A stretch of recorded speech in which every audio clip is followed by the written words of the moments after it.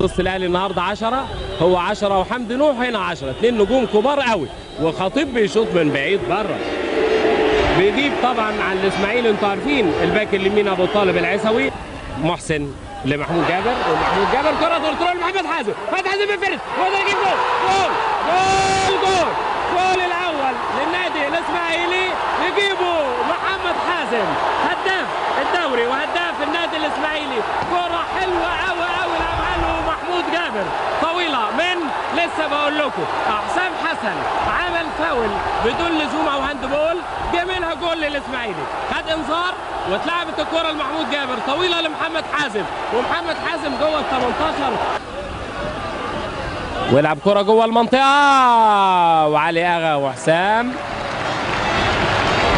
فرق الطول جامد. اسماعيلي مجتهد طلعها بره اوت لربيع ياسين. طارق خليل وماشي طارق خليل 15 طارق وبيلعب كره حلوه جوه جول جوه جول جوه جول حسام حسن. حسام حسن جوه جول جوه جول جوه جول حسام حسن. حسام حسن يجيب جول التعادل للنادي الاهلي. كره حلوه قوي طارق خليل فات ولعبها. وحسام حسن كان جايب 6 جوال في الدوري الموسم اللي فات وكان جاب جول في ماتش 3-0 بتاع هايلاندرز الاهلي كسبه. واصغر لعيب في النادي الاهلي النهارده ومن الهدافين الصاعدين للنادي الاهلي. 1-1 طارق خليل 15 طارق وبيلعب كره حلوه جوه جول جوه جول جوه. الخطيب لحسام ومعاه محمود جابر وعماد سليمان وعلاء عبد الصادق وتاني محمود جابر والخطيب وبيشوط كره من بعيد. وعلي اغا كانت ممكن تعمل جول. علي اغا حظه كويس للاسماعيلي. لعبها طارق الصاوي المره دي وحمدي نوح واكرامي مدي بينالتي ادريس تراوري. مدي بينالتي صفارة متاخره شويه انما بيقول زائق حمدي نوح ومدي بينالتي.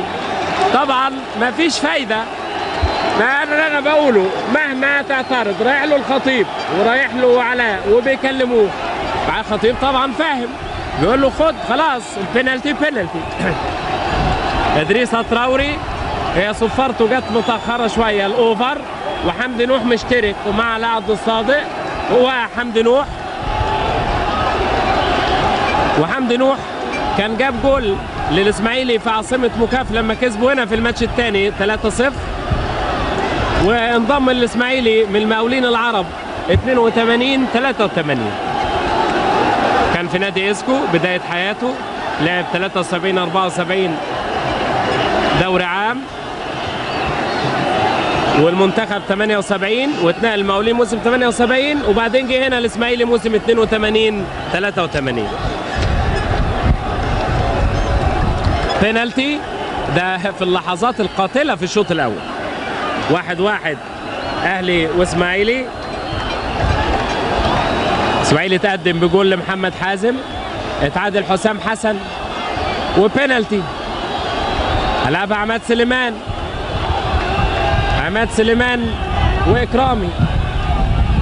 لعيبه النادي الاهلي اديك شفت الصوره بيدعوا طبعا مش عاوزين بينالتي يجي انما الاسماعيلي عاوز البينالتي يجي. يفرق كتير قوي الكره دي.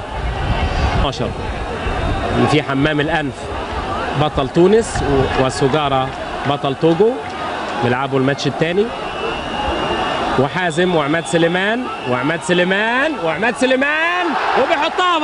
وبيحطها بره على يمين اكرامي راح شمال والكره بره.